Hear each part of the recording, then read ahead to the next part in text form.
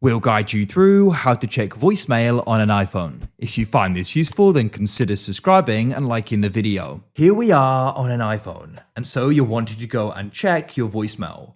This is a good idea to go and do because if you don't answer the phone or you go and miss a call, a voicemail can go and be left.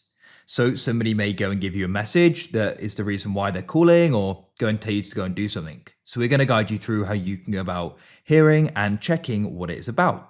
So what you can do is you can go and open up the phone app at the bottom like so. Here we are. Now just make sure this is full guide and don't skip ahead, as there are different ways in which this can be done. So for the first way, what you can do is come to the bottom right and you're going to go and see the option for voicemail. So you can tap there. So in some cases, you may go and be able to use this visual voicemail. This doesn't work with all providers, I found. So what you can do is go and see some different calls here. So you can go and tap on one. And then what you can do is go and press the play button and go and hear what they have to go and say there. You can put it on speaker. I like to do that so I can hear what it says clearly. That's the first way. You can go through the list here and go and press and you can play or go and transcribe it a bit there as well.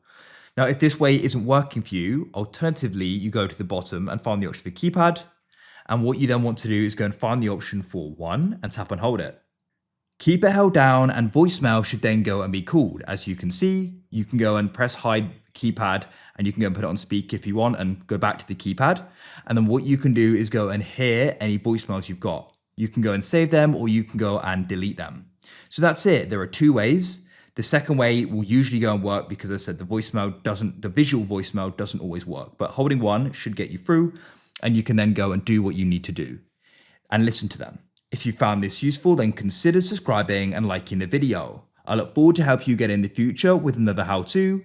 We publish these every single day, so I'm sure we're going to be able to go and help you out again. Have a great day and I'll catch you again soon.